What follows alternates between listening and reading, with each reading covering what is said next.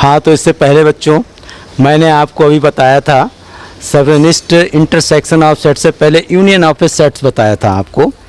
तो union of set में हमने बताया था कि सम्मिलन यानी दो अगर सेट हैं उनके सभी अवयवों को एक साथ हम लिख देते हैं। यहाँ इंटरसेक्शन ऑफ ए सेट्स में क्या होता है, अगर दो सेट लेते हैं हम ए और बी तो इसमें जो कॉमन एलिमेंट्स होता है यानी उभयनिष्ठ अवयवों की समुच्चय का समुच्चय ए और बी का सर्वनिष्ठ अथवा प्रतिच्छेद कहलाता है। कहने का अर्थ ये हुआ अगर आप दो सेट लेते हैं तो उन दो सेटों में जो कॉमन एलिमेंट होगा वो क्या कहलाएगा, इंटरसेक्शन ऑफ सेट।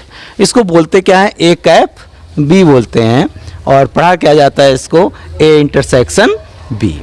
ठीक है, अगर इसको हम प्रतीकात्मक भाषा में लिखें तो A intersection B is equal to X such that X belongs to A तथा एक्स बिलोंग्स टू बी।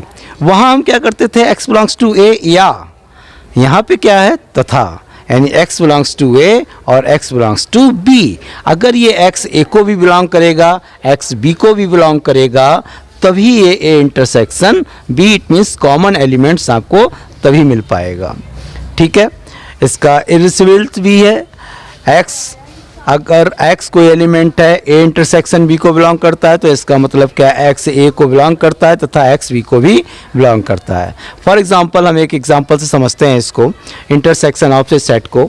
अगर हमको कोई एक सेट दिया गया है a इज इक्वल टू 1 2 3 4 और दूसरा set b is equal to 3 4 5, तो हमें इसका इंटरसेक्शन निकालने के लिए मैंने आपसे कहा था दोनों सेट्स में जो कॉमन एलिमेंट होगा, जो उभयनिष्ठ गुणनखंड होगा, कौन सा है 3 4 3 4 दोनों में है, तो ए इंटरसेक्शन बी क्या आ जाएगा 3 4। तो ए इंटरसेक्शन बी क्या हो गया, इन दोनों ए और बी सेट जो दिए गए हैं इनका इंटरसेक्शन क्या हो जाएगा 3 4। समझ गए बच्चा, समझ गए? अगर ना समझ में आया तो बताओ अभी।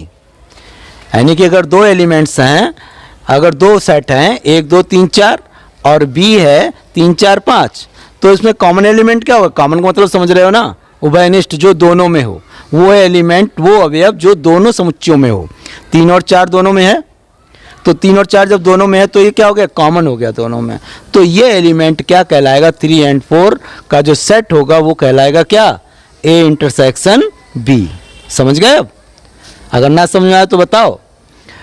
इसके बाद हम इसको वेन आरेख द्वारा, वेन डायग्राम द्वारा ए यूनियन बी को प्रदर्शित करना चाहते हैं कि हम कैसे ए यूनियन बी को रिप्रेजेंट करें वेन डायग्राम में। अब वेन डायग्राम, जबकि जो कि मैंने आपको कहा है ये बड़ा सरल तरीका बनाया आयलर वेन ने, इसलिए क्या करते हैं सबसे पहले हम एक आयत खींच लेते हैं। आयत में दोनों सेट ए और बी लिए हमने और जो दोनों एक दूसरे को काट रहे हैं, जो इनमें क्षेत्र आ रहा है ये लाइनिंग छायांकित भाग, ये क्या है भाग, ये इसमें भी है, ए में भी है और ये बी में भी है। इसका मतलब ये ए और बी दोनों में है, इसका मतलब ए और बी दोनों में है, तो ये क्या हो गया, कॉमन भाग हो गया। ये वाला, ये जो भाग था क्या हो गया, कॉमन हो गया। इसको क्या बोलते हैं हम, ए इंटरसेक्शन बी। ऐसे इसमें देखें, अगर इसमें एक सेट ए है और इसके अंदर एक सेट बी है तो ए इंटरसेक्शन बी क्या होगा, ये बी वाला सेट जो रेखांकित भाग है, इसके अंदर ही तो पूरा ये आ गया। तो ये जो इसमें हमने रेखा खींची हुई है ये क्या कहलाएगा, भाग ए इंटरसेक्शन बी कहलाएगा। ठीक, तो ये इंटरसेक्शन ऑफ ए सेट्स मैंने आपको बताया। उसके बाद कैसे हम वेन डायग्राम से इसको प्रदर्शित करें, how to represent by Venn diagram. तो रिप्रेजेंट करने के लिए हमने ये आपको बताया कि एक आयत लीजिए, उसमें दोनों सेट्स को ले लीजिए, उन दोनों सेट्स को क्या करेंगे हम, जो कॉमन जगह होगी, जो रेखांकित भाग है, ये क्या कहलाएगा, ए इंटरसेक्शन बी। समझ रहे बच्चा, ध्यान दीजिए इधर ही, इधर उधर ना देखें। इसके बाद आता है विसंगीत समुच्चय अथवा असंयुक्त समुच्चय, इसको डिसजॉइंट सेट बोलते हैं।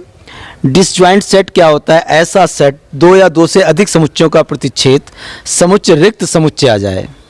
यानी कि हम जो इंटरसेक्शन निकालें, अगर हम दो सेट्स का इंटरसेक्शन निकालें, दो या दो से अधिक समुच्चयों का इंटरसेक्शन निकालें, वो इंटरसेक्शन क्या आ जाए, रिक्त समुच्चय आ जाए।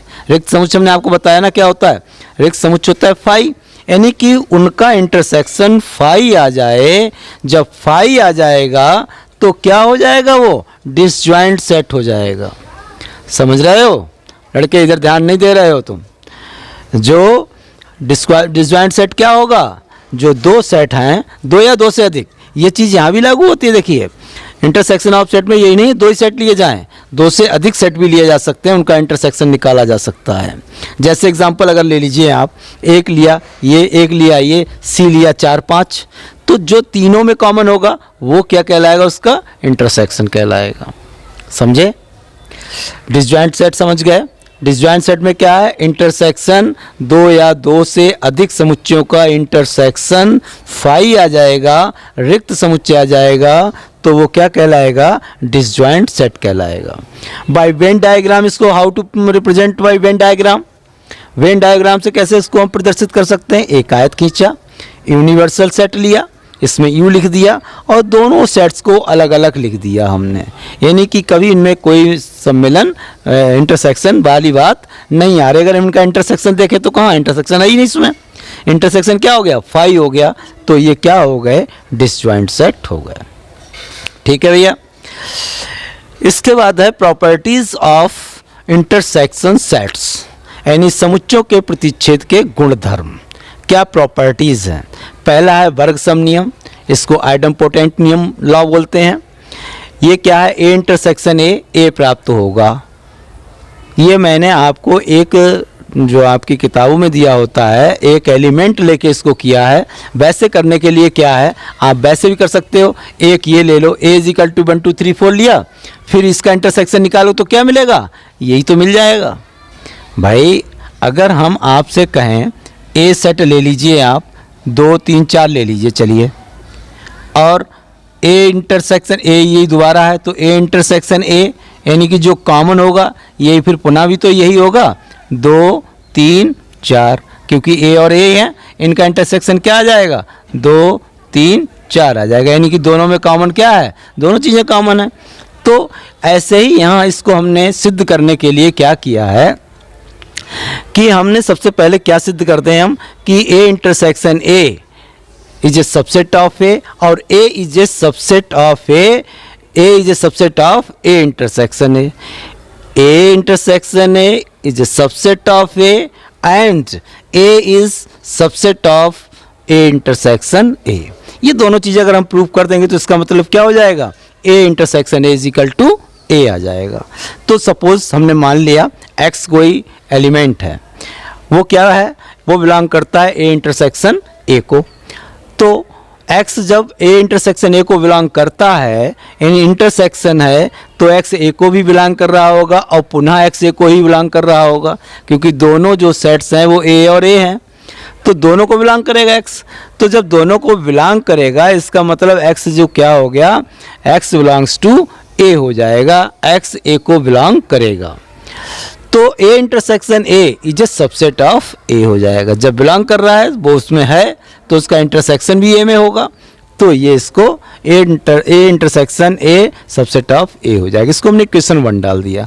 पुनः हमने इसका उल्टा मान लिया, x belongs to A, x belongs to A, तो x बिलोंग्स टू ए तो x belongs to A, x को बिलोंग कर रहा है, x को बिलोंग कर रहा है, तो x बिलोंग करेगा ए इंटरसेक्शन ए को।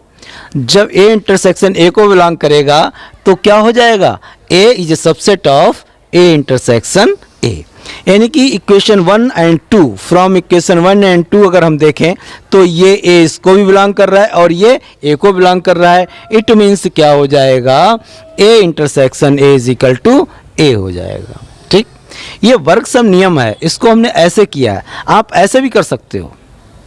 ए दिया हुआ है, ए दिया हुआ है, इंटरसेक्शन निकालो, यही आ गया, यानी ए इंटरसेक्शन ए क्या आ जाएगा, ए के बराबर आ जाएगा। भाई ए इंटरसेक्शन ए कितना आ जाएगा, यहाँ पे ए आ जाएगा।